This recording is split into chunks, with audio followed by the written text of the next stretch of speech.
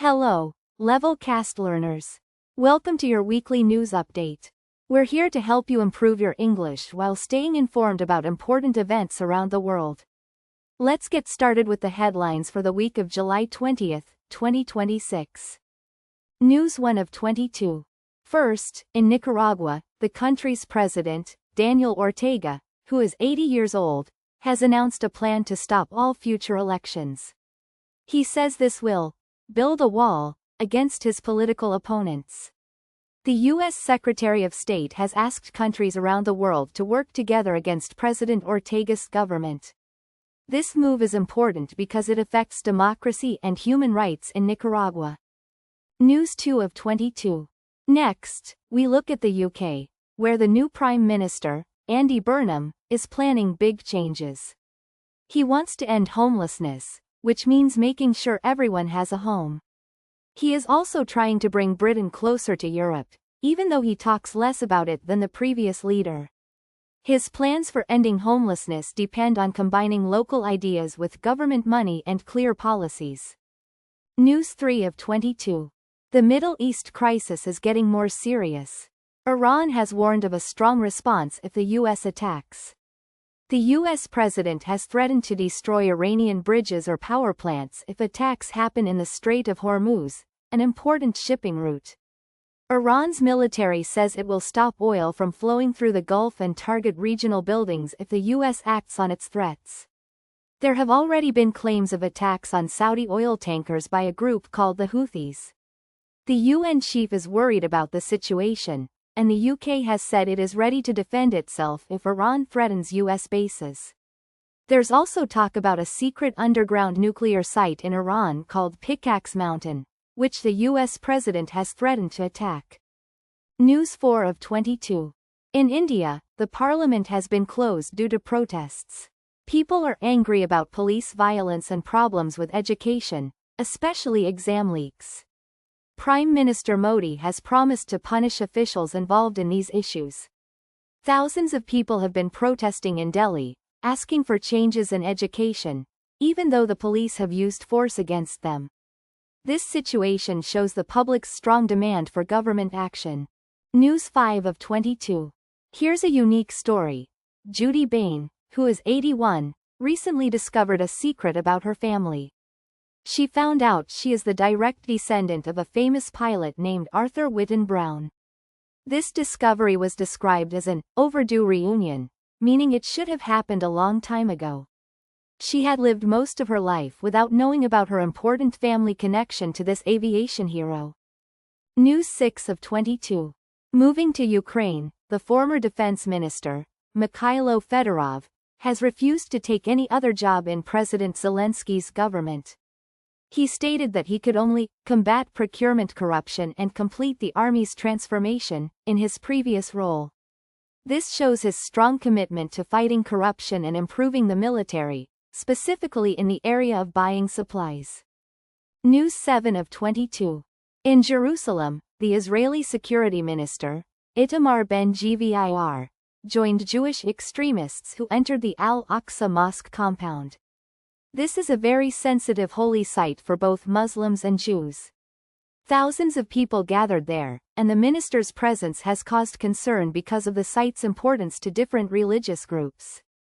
News 8 of 22. Dubai is trying to attract more tourists.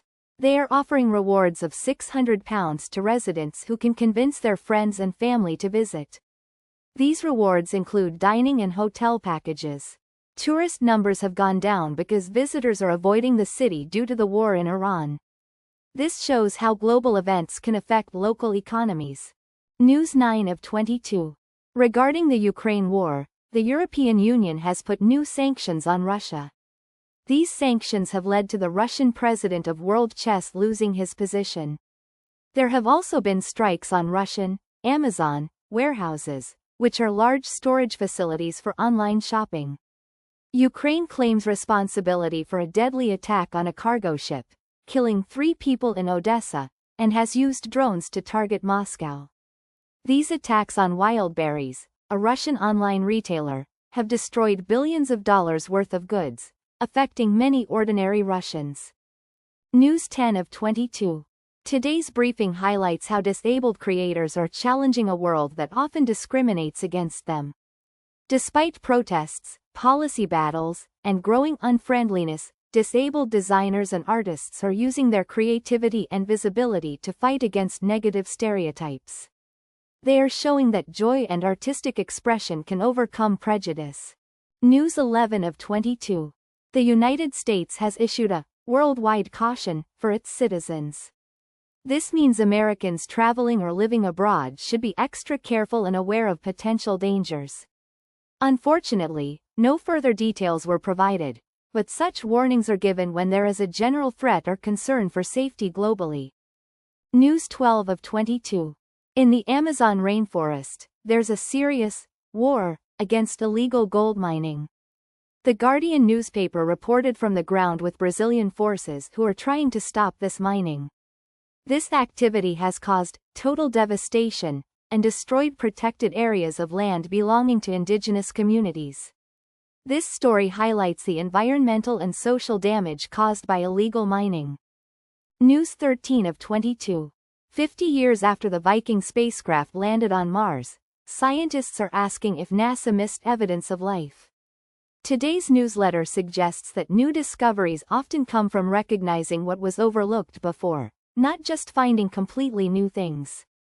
A leading scientist explains why this way of thinking is important for future space exploration. News 14 of 22. Australia has spent a lot of money on asylum seekers held on Nauru, over $9 million for each person. However, many of the more than 100 people waiting for their cases to be decided on this small Pacific island are skipping meals because they don't have enough money for food. A new survey found this problem, raising questions about why, despite the high cost, people are still struggling to buy basic necessities. News 15 of 22. Denmark has given advice to tourists on how to behave if they see a wolf. The government is telling visitors to stand still and make eye contact, and not to approach or feed the wolves. This is happening as Denmark's wolf population is growing, and the government wants to manage safety for both people and animals. News 16 of 22. A health worker in London is being watched for Ebola after working in the Democratic Republic of Congo. This person was brought back from Congo, where there is an outbreak of the disease. This shows how quickly diseases can travel and the importance of monitoring people who have been in affected areas. News 17 of 22. In Canada, First Nations communities that were destroyed by wildfires say they were left to evacuate themselves without warning. Chiefs in Ontario reported that they were told there was no immediate danger before their homes burned down. As the planet gets warmer, conditions for severe fires are expected to worsen, putting more people at risk. News 18 of 22. U.S. claims about Cuba being a unique threat don't seem to match the reality of hunger and power outages on the island. The U.S. State Department's 100-page report is part of the Trump administration's ongoing effort to bring down the Cuban government. This highlights the difference between political statements and the everyday struggles of people. News 19 of 22. In South Africa, violent protests against immigrants have forced thousands of people to leave their homes. These demonstrations have been going on for months, with campaigners demanding that undocumented people leave the country. Many immigrants have been beaten, robbed, and driven out, showing the serious problem of anti-immigrant sentiment. News 20 of 22. Coco Kondo, a survivor of the Hiroshima bomb, has shared her story after 25 years of silence. She was a baby in her mother's arms when the bomb fell in 1945.